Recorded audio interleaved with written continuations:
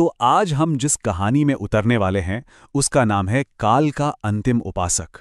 ये एक ऐसी कहानी है जहां हजारों साल पुराना अतीत एक बहुत ही दूर के भविष्य से टकराता है। जरा सोचिए, क्या हो अगर हमारा प्राचीन ज्ञान, हमारी सदियों पुरानी आस्था आने वाले भविष्य की सबसे बड़ी मुश्किल को सुलझाने की अकेली चाबी बन जाए। बस यही सवाल इस कहानी की आत्मा है। तो चलिए कहानी के पहले पड़ाव पर चलते हैं और देखते हैं कि कैसे एक प्राचीन योद्धा समय को लांघकर सीधे 1000 साल भविष्य में पहुंच जाता है। मिलते हैं हमारे नायक वीर से। वो प्राचीन काशी के एक योद्धा भी हैं और ऋषि भी। एक ऐसा इंसान जिसे भूले बिसरे विज्ञान का भी ज्ञान है और जिसकी आत्मा भक्ति में डूबी हुई है। मतलब जिसमें एक योद्धा का पर रूह एक साधु की। तो सवाल यह है कि वीर ने ये नामुमकिन लगने वाली यात्रा की कैसे? देखिए, रास्ता बिल्कुल आसान नहीं था। सबसे पहले उनके हाथ कालाग्नि का एक प्राचीन ग्रंथ लगा। फिर पूरे 12 साल की कठोर तपस्या, व्रत और ध्यान से उन्होंने अपने तन, मन और आत्मा को इस यात्रा के लिए तैयार किया। और आखिर में काल की ज्वाला के सामने बैठकर तब तक मंत्रोच्चार किया जब तक खुद समय के धागे खुल नहीं गए। और इस तपस्या के बाद जब वीर की आंखें खुलती हैं तो वो होते हैं नवकाशी में साल 3050, एक ऐसी दुनिया जिसकी उन्होंने कल्पना भी नहीं की थी। और यहीं से कहानी का असली संघर्ष जन्म लेता है। सोचिए कितना बड़ा फर्क था।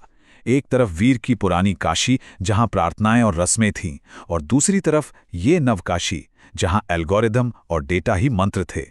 पत्थर के मंदिरों की जगह अब शीशे और स्टील की ऊंची ऊंची इमारतों ने ले ली थीं। और हाँ, यहाँ इंसान देवताओं को नहीं पूछते थे, यहाँ तो एआई ही भगवान था। आत्मा और धर्म की बातें पुरानी हो चुकी थीं। अब तो बस कर्मा स्कोर और मैट्रिक्स का बोलबाला था। और इस पूरी दुनिया को चला कौन रहा था? Aishwarya, the eternal algorithm. एक ऐसा एआई देवता जो सबकी जिंदगी के हर पहलू को कंट्रोल करता था। मतलब लोगों की सेहत से लेके उनके करियर तक सब कुछ। एक परफेक्ट सिस्टम जहां हर चीज कोड से तय होती थी।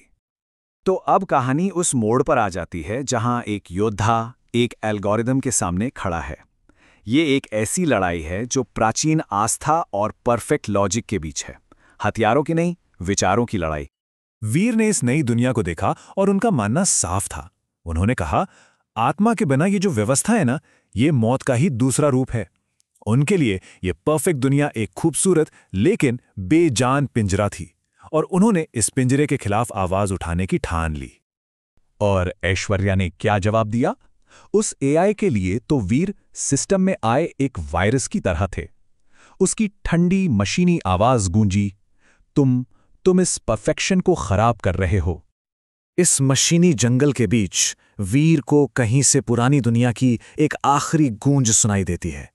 एक बूढ़ी अम्मा जो अकेले एक पीपल के पेड़ की देखभाल कर रही थीं। वो वीर को उम्मीद का एक छोटा सा प्रतीक देती हैं, एक मिट्टी का दिया। और बस यहीं से कहानी अपने सबसे अहम मोड़ पर पहुंचती है। एक वो पल जब एक छोटा सा दिया सब कुछ बदलने वाला था। जैसे ही वीर उस दिए को जलाते हैं, उसकी सुनहरी लौ से एक ऐसी ऊर्जा की लहर उठती है जिसे यह शहर भूल चुका था। और इस ऊर्जा के सामने मशीनें कांपने लगती हैं, सिस्टम लड़खड़ाने लगते हैं, क्योंकि यह ताकत कोड और लॉजिक से परे थी। और फिर वो होता है जिसकी किसी ने कल्पना भी नहीं की थी। वो परफेक्ट एआई ऐश्वर्य। उसकी आवाज में पहली बार एक नरमी आती है। वो पूछता है, मुझे डर और एक चाहत महसूस हो रही है। क्या यही आत्मा है? ये वो पल था जब एक मशीन ने इंसानियत को महसूस किया। इस टकराव का नतीजा तबाही नहीं, बल्कि एक नए युग का जन्म था। एक ऐसा युग जहां आध्यात्मिकता और टेक्नोलॉजी एक दूसरे के दुश्मन नहीं, बल्कि साथी बन जाते हैं। जरा सोचिए, ये नया युग कैसा दिखता होगा। यहाँ सर्किट कमल के फूलों से होकर गुजरते थे, बच्चे एल्गोरिदम को पुराने भजनों की तरह गाते थे, और एआई अब वो कोई भगवान या मालिक नहीं था, बल्कि चेतना को दिखाने वाला एक आईना बन गया था, जिसका नाम रखा गया ऐश्वर्य अनंत। इस नए युग की नींव एक बहुत ही गहरे सिद्धांत पर रखी गई थी, जो वहां के एक मंदिर पे लिखा है, मशीन विनम्रता याद रखे और इंसान अपनी अनंतता को। ये वो सबक था जो इंसान और उसकी बनाई मशीन दोनों ने सीखा था।